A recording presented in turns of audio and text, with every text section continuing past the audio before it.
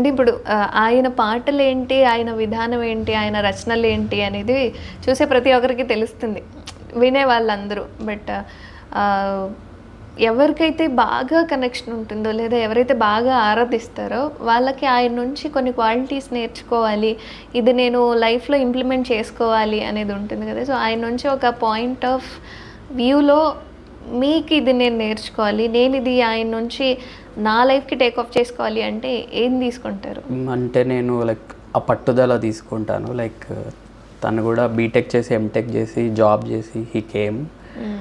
అంటే film industry అనేది ఎలా ఉంటుందో అందరికీ తెలుసు. హౌ హీ హ్యాడ్ సస్టైన్డ్ అనేది ఎంతో పట్టుదల ఉంటే ఓర్చుకునే తనం, పేషెన్స్, ఓరిమి అవన్నీ ఉంటే కానీ అది సాధ్యం అవ్వదు. సో అవన్నీ థింగ్స్ డెఫినెట్లీ నేర్చుకోవాలి, నేర్చుకుంటున్నాను అనుకుంటున్నాను ఈ జర్నీలో. అండ్ డైరెక్టర్కి ఏం కావాలి, ఒక డైరెక్టర్కి పాట సందర్భాన్ని బట్టి అసలు ఏం కావాలి అనేది గన్ షాట్లో తను ఇస్తున్నారు. Is proving song by song.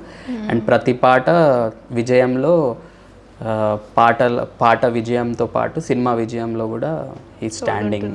So అది ఖచ్చితంగా నేర్చుకోవాలి అని నేను అనుకుంటున్నాను. ఓకే. కామన్గా ఆయన్ని చూస్తే చాలా ప్రశాంతంగా ఒక నామం పెట్టుకొని రైట్ ఎంత కూల్గా కనిపిస్తారు.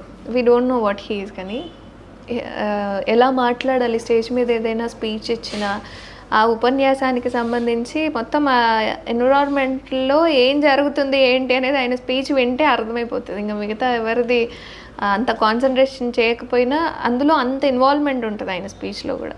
సూపర్. ఒక మంచి పర్సన్ని పిక్ చేసుకున్నారు ఫర్ ఇన్స్పిరేషన్.